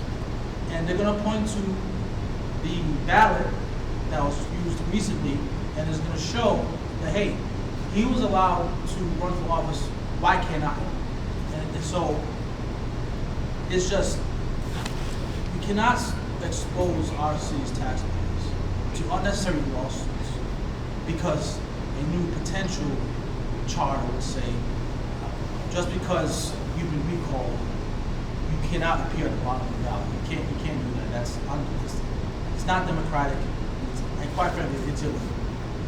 So I think that's what should stand. And the thing is, you cannot tell someone that they cannot run for the office just because you don't like that person. Everyone has the right to fight for the job. And to be fair, to be unbiased, if Paul Coogan were to be recalled, I would want him to have the same opportunity to appear at the bottom of the ballot. That's how the process has to be. Whatever the people decide, it is what it is. It's just, it will be lawsuit after lawsuit if it gets put forth in that way. So, and again, I think it's just something that I know, and I'm speaking of future reference here, some mayors may not like being held accountable, don't like the fact that citizens can just initiate a recall because they don't like what's going on. That's the system we live in. And Articles 4 and 5 of the state's constitution says that elected officials are answerable to the people at all times. So, and that's a state statute. It's in the state constitution. So I just want to get that out there, and thank you for letting me speak. Thank you. Thank you. Thank you, Madam Chairwoman and members of the committee. I did see on the agenda today, I believe the conversation is for Articles 1 through 5. Could you give us your name? Oh, I apologize. That's okay. Ms. Brown. Colin Dias, 560 Ray Street, Fall River. I'll save my comments for the recall portion. I have my own 2 cents and ideas on that, but I'll save that for a future date. I wanted to quickly, and I don't have any prepared remarks, briefly discuss Section 3-8 and Section 3-1C of the city charter. So Section 3-8, I believe, has to do with temporary absence of the mayor. I remember back in 2019, it was used to remove the former Mayor Carrere unsuccessfully. I believe that was actually challenged before, and the court deemed, I believe, and please correct me if I'm wrong, that because the mayor is elected by the people, he is answerable to the people. There's plenty of question, debate about the language in that section. Some say it says it applies just to a health disability, temporary disability of the mayor, of any mayor. However, in that situation, I believe it was crucial and important. The city council took the right vote, in my opinion, back in that time. And if you take a look in Woonsocket, Rhode Island last year, they actually had impeachment proceedings to remove their mayor for questionable acts. And I think that doesn't go towards criminal guilt or innocence. That goes towards conduct while in office, which can or cannot be, may or may not be different than criminal conduct. That can definitely be different. I believe the committee should look into and definitely get an outside legal opinion into the matter, whether we can add a section to the charter that calls for the impeachment of a mayor and the removal of a mayor, and but allow that mayor to have due process, a hearing, and rights under the law in order for there to be fairness in the system. I believe there are definitely times where a recall could be costly, time-consuming. It's not an easy process. I think we don't agree it's not an easy process. But there are times there might be an emergency. The city council has to act in the best duties of the city, which I believe it did in 2019. And real quickly on that, and 3-1C, I believe that covers the city council's authority, I believe, when it comes to investigations. I believe the city should expand its role. The city council should have every right, as it does, to be the checks and balance to the administration, no matter who the administration is. It is important that it is detailed, clearly detailed, that any city councilor, and members of the school committee for that matter, but I'll stick to the city council for today, can ask for information, can request documents, and there's nothing that can impede them, stop that councilor from asking for information, because councilors are elected by the people. They are a voice of everyone in this room and everyone out in the public. That's been something that's been a discussion recently at city council meetings, I believe for the last few years. That's something that should definitely be expanded upon, the city council's ability to look into, to make an inquiry, look into any matter that comes before its rightful body. I appreciate everyone for your time. Thank you. One more last thing. Sure, Mr. Vaz. No problem. Two things. I think the city council's role needs to be clearly defined in its role when it comes to like budget management. Because during the previous budget, they rejected the budget, I think, in finance, but it wasn't considered in action, and the clock ran out, and that budget was allowed to pass. So I think going forward, whether it's in finance or full council, if a city council, whoever rejects, that should stand, that should be a form of action, and the clock should stop so that there's no these political grandstanding back and forth. In addition to that, when a city council rejects it, that administration cannot resubmit the same budget. We have to put in the changes that the city council wants, because you just cannot keep on resubmitting the same budget just to run out the clock and have your budget pass. Because at the end of the day, the city council is the appropriating body, and that's a very important role for the city. And lastly, in terms of our elections cycle, I think our elections should be held during the presidential election cycle for the country, because that's going to save money, that's going to increase voter turnout, and that's when the country votes for a new president, a new Congress. So why not put that into the same cycle? Because we're getting it done all in one swoop, and people don't have to be have voter fatigue. Voting fatigue. You know, because the way it is now is that we have a new council, and then it's the midterms, the presidential cycle. So if we could, that could be recommended to the council. I think the city as a whole would benefit with the higher voter turnout if we can put our elections during the presidential cycle every 4 years. Thank you, Mr. Vaz. Thank you. All right. Anybody else before we continue? All righty. And thank you. Thank you for your input. We're glad you're here. We left off at city website. Anybody have any comments, concerns? Come on. So, city website, and right, a site, so I think it has to be an online. An online. Internet, something describing where this site is. Okay? It says online here. And one of the things that bothered me about that was an online site established and maintained by the city. But people always kind of, I'm not saying, this is not an opinion. Shouldn't it be like, who in the city should be maintaining and doing this? Do we have an IT department? Does the information go through the city clerk? Like, for instance, the city clerk's office contacted me and said, what information do you want on the charter website? And my suggestion was, well, I don't think you put 2022 charter info on 2017 charter committee info. Can you make a separate link for the 2022 special charter review committee? Can we start there? So is it the city clerk that you contact for, like, who maintains this website? Maybe we need that. So when it says an online site established and maintained by the city, I want to be more specific. isn't it like, shouldn't it maybe be more specific so we know? I don't know you need this definition at all, Okay. honestly. Okay. Because I believe the purpose of having this city website definition is for posting purposes. The city clerk must post notices of meetings, things of that nature, on the city website. I don't know if it needs to be defined in the charter. I think most people know what a website is.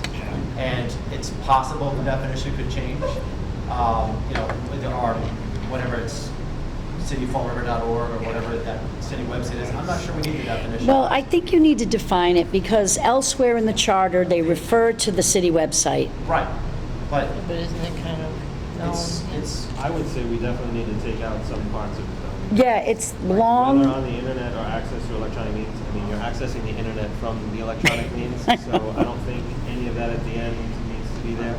It's just. Sit- Website is A electronic. site established and maintained by the city has an online repository of misinformation. Period. Yeah, period, or accessible on the internet. Right. Like, it doesn't have to be. Well, city website, an online site established and maintained by the city of Fall River. I'm sorry, I got to do it. As its online repository of municipal information, period. Period. But I think, I agree with Alan though, I mean, in this day and age, isn't a city website the I same as actually do think newspapers? so. And What is it? yes, I actually do think so. Because what I've noticed is that if you go to look at, for example, minutes are not being posted on the city website. So they used to be posted along with the agendas, but now if you try to look, the minutes are missing. So I would suggest the substantive issue here is that the website should be defined and should require the posting of all minutes and city, and agendas and minutes for all of the departments, because that's important. So you would, instead of municipal information, you would add, Minutes. Agendas and minutes of all. Boards, commissions, and committees. Right, so city website, an online site established and maintained by the city of Fall River as its online repository of municipal information, including but not limited to agendas, minutes. It could, that list could go on, but, weather, I don't think you need to go to, but I don't think you need the second part, whether on the internet. not necessarily. Right? So if you take that out, but put including, but not limited to, At a minimum, you want agendas and minutes. agendas, minutes, maybe somebody could draw something up for that one. it's, I'm not a voting member of this. I just want to at least make everybody understand that there are probably over 30 committees, some of which are non-IT savvy, that meet somewhat irregularly. They're not all the city council meetings, which I believe they post all their agendas and minutes and everything. They do. out there. I mean, I just want this board to understand that it might be a logistical undertaking to require minutes of each and every board in the city to be posted on the city website. But in this day and age, that should be on the city I'm not- website. I just want to So put it out if there. we're I'm short not in the gonna IT call it- department, But we're not saying that it has to be, we're just saying We're that just saying that the it- website as a repository Right. has that kind of information Mm-hmm. available to it.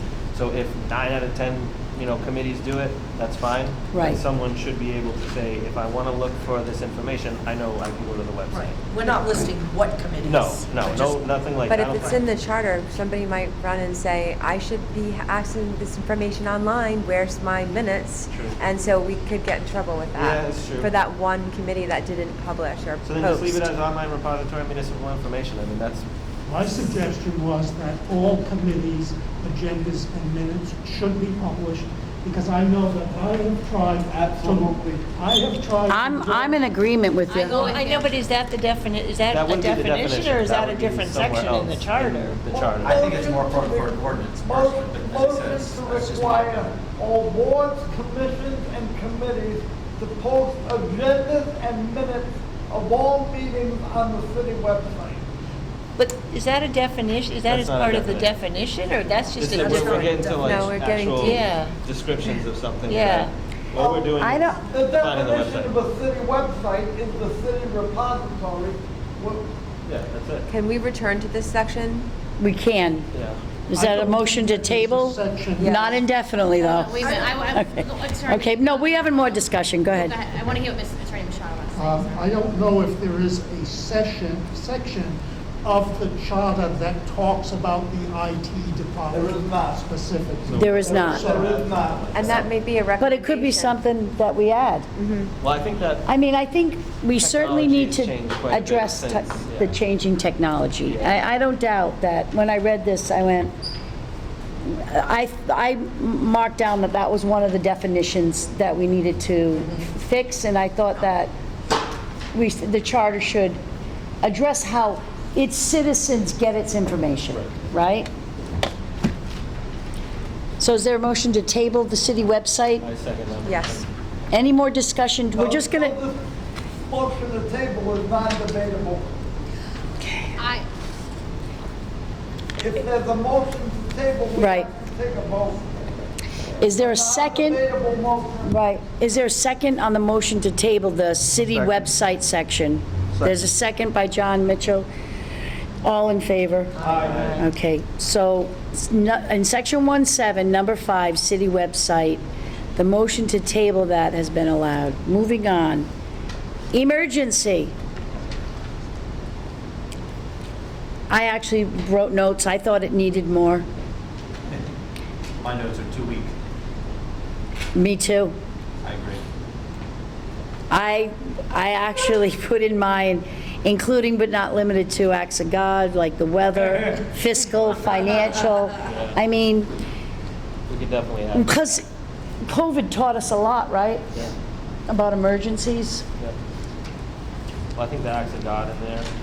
It may make sense to come back to this one once you see how it's defined or used later in the document. For example, I know one of the uses of it is if there's an emergency meeting for the city council, and that's probably the most common example. Right. There's one train of thought, I'm not trying to, everybody should have the debate. One train of thought is they get to define what they believe an emergency is. Right. It's not necessarily an act of God, but if they believe the circumstances require a meeting that doesn't take place 2 weeks down the road, then they can define it themselves. So. I think don't know- emergency is mentioned somewhere in either job performance or offices. The most recent example was when the president of the city council stepped down as the president of the city council. Was it or was it not an emergency to declare a new president? Because most people find it strange, the charter doesn't necessarily have the vice president step up into the presidency. Right. Different issue, but the point is, they believed it was an emergency, they called it an emergency meeting. I don't really think there is necessity to define it, what you 9 people believe an emergency is. I think having them define it is appropriate. So unless there's another use for the word emergency, I don't necessarily see a problem with the city council agreeing for an emergency meeting, based upon their definitions. but you said you had it as weak. How would you define emergency? Well, not like that. I mean, that really doesn't add anything to the document. I mean, in my opinion. Because who I guess we determines should that? look at Not where it much. is. Do we Well, know you- where it is? I listed? guess It's in a couple it might make sense spots. to go back to it.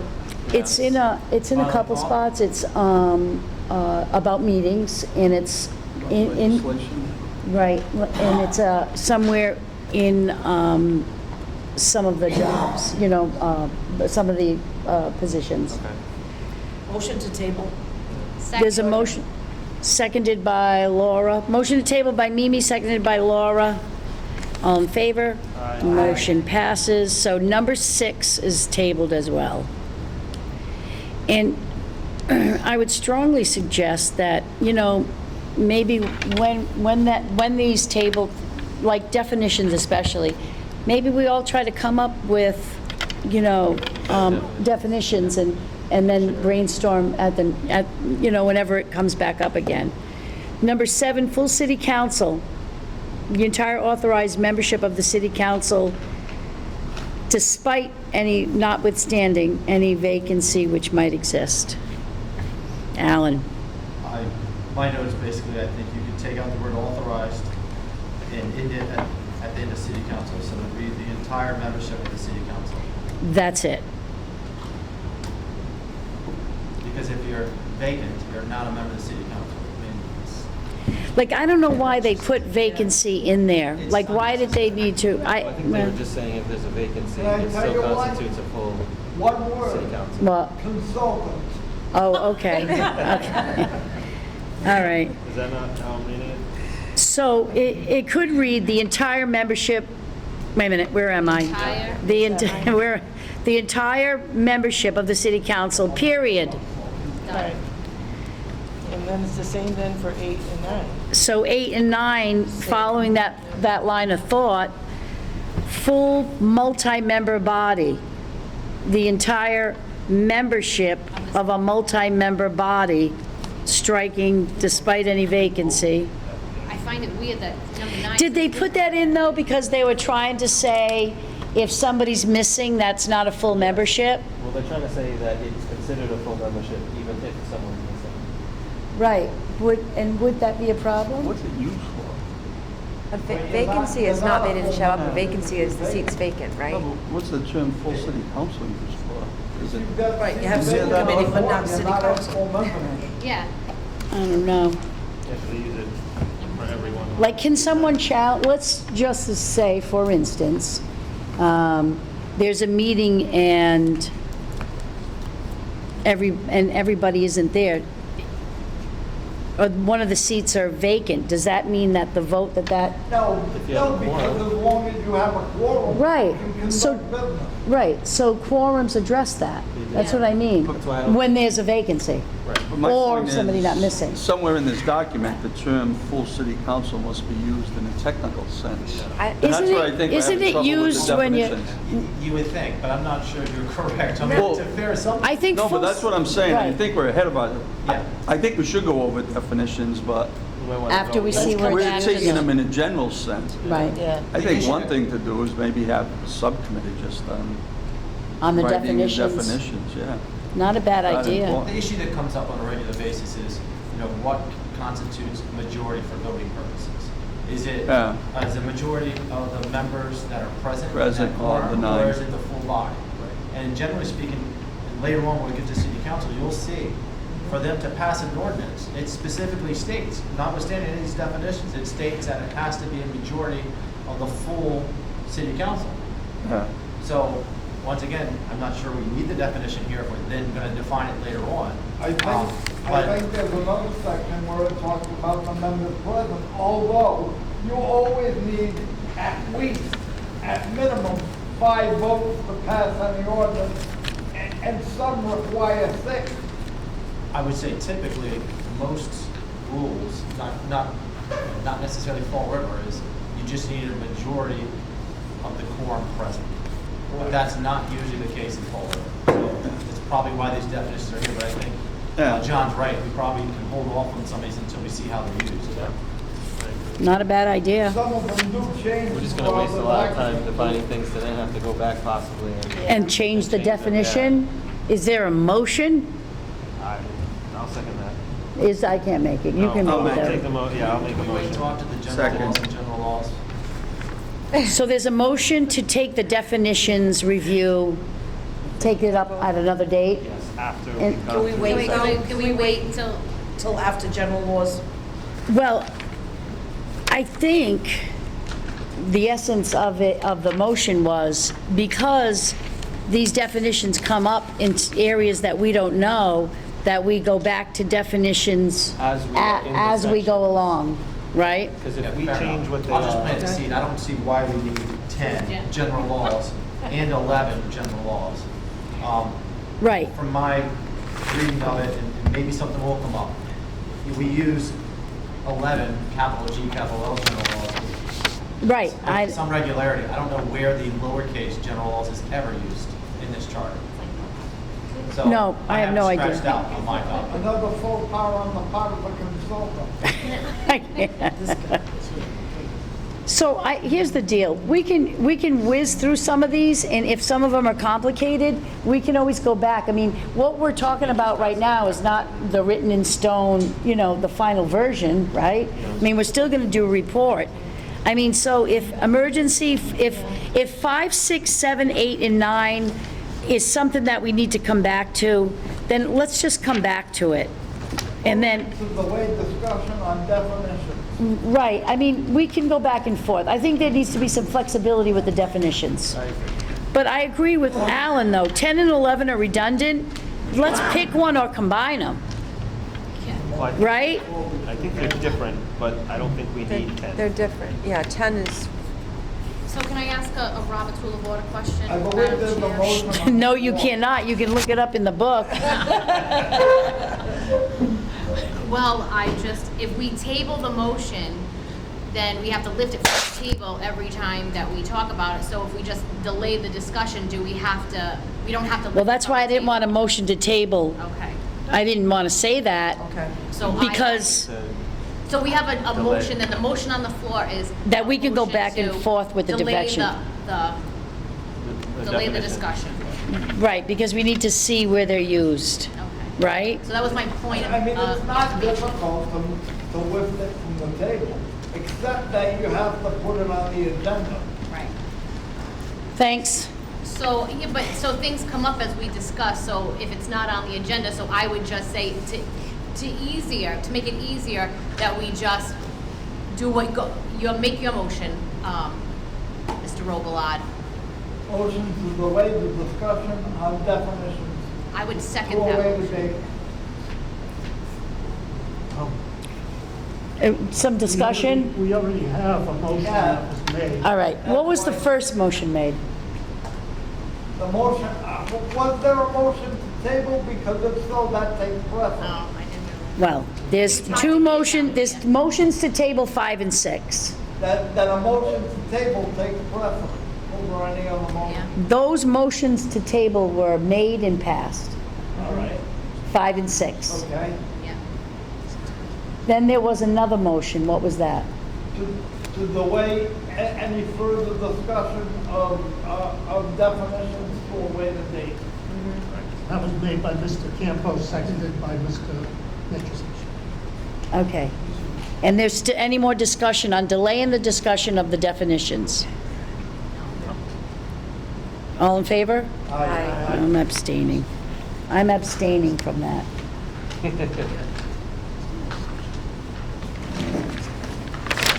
So if we go, then we're at legislative branch. Article 2. Article 2, legislative branch, section 2-1, composition, term of offices, eligibility. Number 1, composition. There shall be a city council consisting of 9 members elected at large, which shall exercise the legislative powers of the city. I have had at least 10 phone calls about a discussion on ward voting.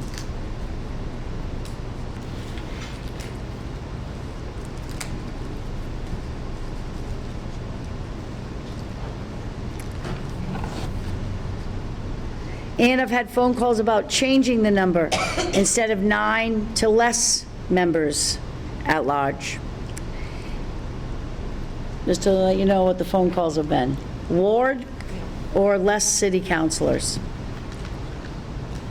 what are the typical number of city councilors in other cities in Massachusetts? Is this It varies. Is this number consistent with what other cities do? I don't know the answer to that question. New Bedford has more. Does New Bedford They may have not? I think they have 11. 11. Go up. Who does? New Bedford, 13? but they have a hybrid, they have some. Yeah, wards and- they have- Wards and at large.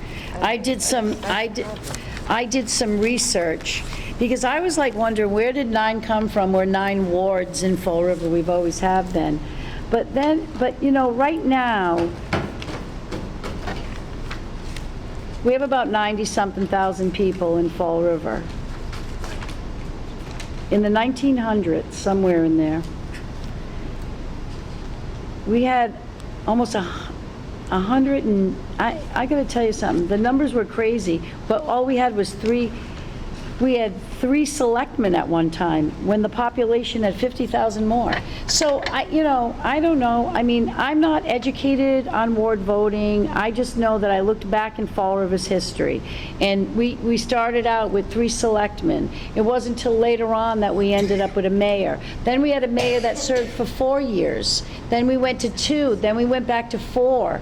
I mean, and at the height of Fall River's population, between the late 1800s and the early 1900s, we had like 140-something thousand people that were only governed by 3 selectmen. So I know, sometimes I said to myself, geez, 9's a lot. Is 9 enough? Is 9 too many? I don't know, just a little food for thought there. In terms of whether there's a ward representation, at-large representation, or a hybrid, and obviously we need further discussion about the merits of each of those systems, but whatever the committee recommends, or can the voters have a choice? So in other words, can the voters vote for a hybrid system, a ward system, or an at-large system? Well, the charter establishes how we govern ourselves, right? So when it goes before the voters, it's, would you like to, because the last time on the ballot, it was just 2 questions. You want to vote in favor of this new charter? And everybody was supplied with copies of the proposed new charter, right? Before they went to the voting booth. One would hope they read it. Some did, some didn't. I may say I might not have read the whole thing. So but I don't know. I mean, I guess that's what I'm suggesting. If we think about right, giving the voters different options. That would then be like a ballot question. Can we do that? Is that How part can of we this phrase the vote, process? Alan, do you know? I don't know if it'll be a part of this process, really. I mean, the charter is going to be either, assuming it even gets to the voters, this could simply be recommendations that are put on file for 5 years. for 5 more years, right?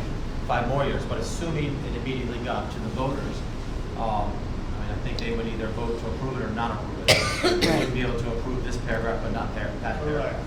Right, I don't think you can't piecemeal it. So my reading of it is, when this is all done and a report is prepared, a report with these proposed changes to the charter that the committee has discussed, voted on, and it goes through a process, I don't think you get to piecemeal pieces of it. However, one of my other problems with the charter is, let's take, for instance, the part of our charter right now that the courts have said are, unconstitutional, holding 2 offices. They said that's not okay. And we didn't have a mechanism in this charter to go and amend that. They just declared it. One of my other problems with this charter is that there is no mechanism for amending the charter before a 5 or 10 year. Because, after that lawsuit came down, there should have been a mechanism to strike that from our charter. But this charter doesn't have a mechanism for that, right? So let's say the recommendation is to go 100 wards, right? That whole provision should have never been put in. That said, a city employee can't seek or run for public office. That's where that came down. Right, but what I'm saying is, our charter had no mechanism. We still have a charter that language is still in it. Agreed, but if that language was never passed, we wouldn't have been in that situation. And as it exists right now, I believe any reference to the compensation of 2 positions or holding elective officers, for clarity, I'm just going to call it the Hessel rule, okay? And any part of that, I believe, needs to be struck out of this charter, as well as the other 2 sections that the courts have already ruled on. Right, but this charter doesn't have a mechanism for that. And I think that's one of the problems with the charter, is that a mechanism, there needs to be a mechanism in here to say, if the court declared this unconstitutional, I don't know. Let's just say, we say, instead of incurring the cost of putting on the ballot that we're striking that part, why not the I full have a point council? of information.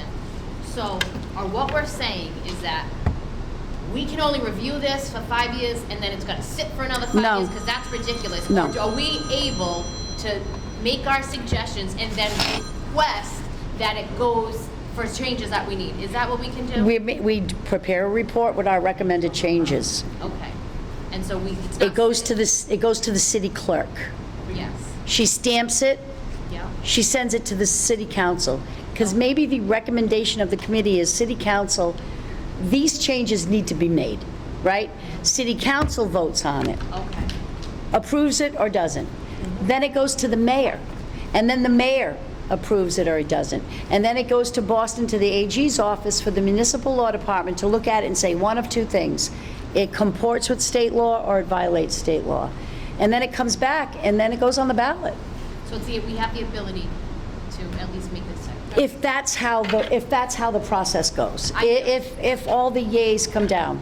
Okay, thank you. Madam Chair, I think we should make recommendations in the report on all of these things. That way we've spoken.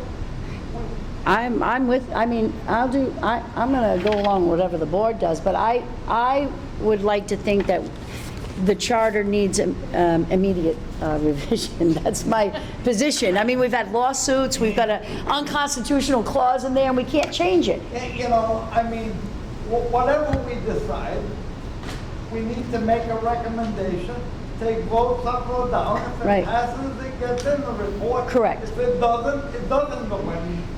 But- It's really simple. So, when it comes to this ward versus at-large, Yeah, how do we want to handle that? well, this is what I have been thinking. It's just a suggestion, not a motion. That, I looked at other charters. I've spoken to people that live in other cities that have ward. And I think I have a pretty good understanding of the pros and cons, you know? 9 counselors for Fall River seems to be working. But guess what? When we had 40,000 more people, 3 selectmen seemed to work. When Fall River was richer than it ever could have been for those times, 3 selectmen were fine. And then at one point, there were 3 selectmen and 1 mayor, and the mayor served for 4 years. And we had more people living here, and that seemed to be fine. So, I don't know. That's just my spiel. I always thought 9 was a lot, but then, you know. I guess, I mean, there are certain instances, like, where we know there are pain points in this charter because something happened. Right. But if there are instances where we have nothing to justify changing it. Right, I hear you. Why, If it we don't need works, to rewrite right. everything. No, because that's going to be a big fight. Yeah, to but try and I get- mean, we know pain points and we know there are certain areas that we need to address. So my feeling is that. If it doesn't, if it ain't broke, Right don't now, fix it. Yeah. Right. Is there Why are anyone we? that's really against having 9, like, as an opinion of the board here? Of the board? Is there any one person who feels like 9 at-large city councilors is not working or is, that we need to revive it? No. I've been thinking, since my recommendation that these questions be presented to the voters got shot down, justifiably, I was thinking that maybe we should make some effort to send out questions to the public to invite their comments, because I have no idea, but if we could specifically send out, and I know we've had some articles about the charter committee, so we could get some publicity and send out a question. The committee is going to be discussing the number of city councilors, ward councilors, the Term limits, right. Term limits, the term for the mayor, and to see what the voters have to say. We encourage specific feedback. And my question originally was, what is the general feel of that? I don't know if there's any feeling about. No one's told me any. I mean, I Right. haven't heard that anyone's upset with the way things are. Not to say that they're happy with all the people that are there always, but it's not necessarily that. It's that I haven't had anyone say to me that I don't like there Right. being 9 counselors. Well, and I heard earlier that Well, we oftentimes have difficulty getting people to run for office, right? So when you think about 9 people, that's a lot of people. And so when I think about that comment in relation to this, I brought it up to see how the board feels about Less counselors. about that number. Well, there's And also if there's turnover anything. too, so, as these counselors age out, is there going to be a younger generation to come in? I'm not sure that we're seeing that necessarily, so Yeah. we could have an issue where people are getting voted in who don't belong. I mean, there's a lot of reasons to discuss this. I just don't know if, we're opening up Pandora's box. And I only brought it up all been because very those were the comments that people Yeah, made. yeah. Are you guys going to talk about Ward? I said, yeah, sure. I'll think talk it's- about anything you bring to me, I'll take to the committee. So that's why I brought I it up. think it's good though, and I don't know what our abilities are to put this out to the public, because at the end of the day, the voters are gonna be the ones, who are, so can we do that? Can we get, that's resource intensive.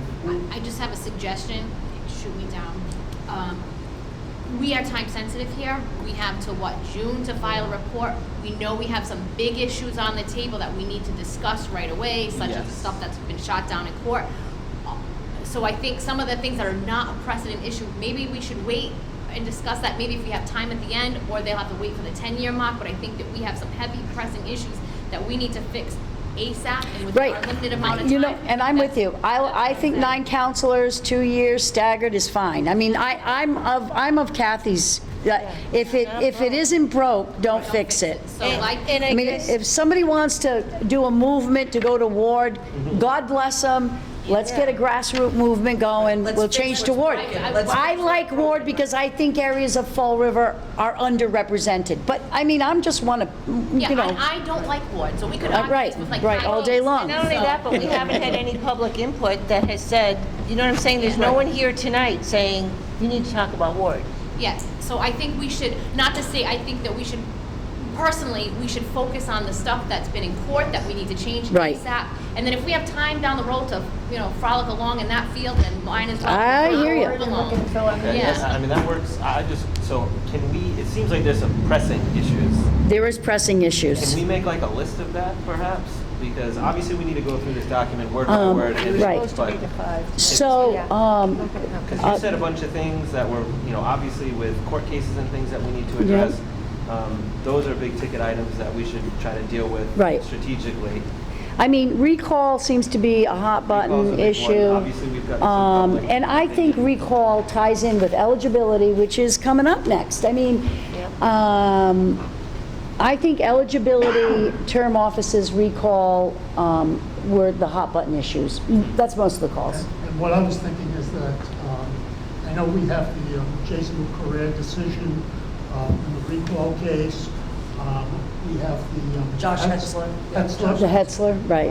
It might be helpful, and I'll get those decisions and send it out. And send them out. That's fantastic. Okay. 'Cause Yeah, That might be helpful. It's just those two? the Hetzler and the I Career. think those are the big two, correct?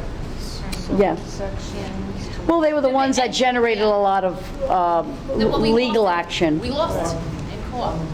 The ballot question about the recall. Council was tempted to remove the mayor by 7 votes. That was struck down. That was struck down? Yep. They attempted to remove Jable by a vote of the council.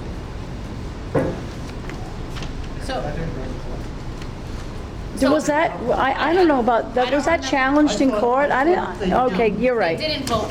I will say, if I'm getting it correctly, it is that when the mayor was recalled, he was recalled, but then put back on, he was on the ballot, he was able to be voted. So that's a language issue that we need to look at.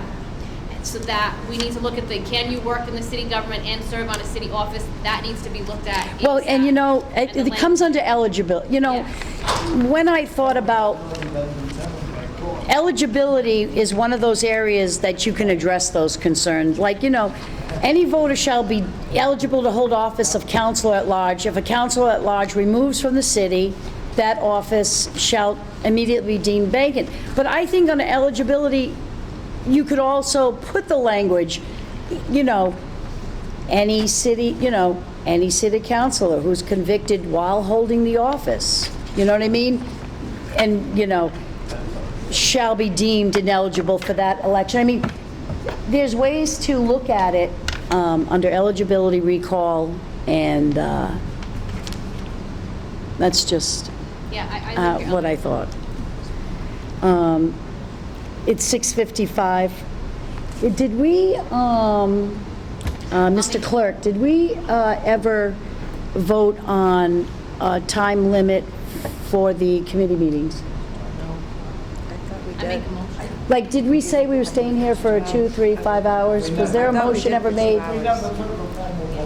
Oh. We did for public comment. If, I think we did, but if not, I'll make a motion that it's 2 hours, not to exceed 2 hours. I think we already did. I'll second that motion. There's a motion on the table for the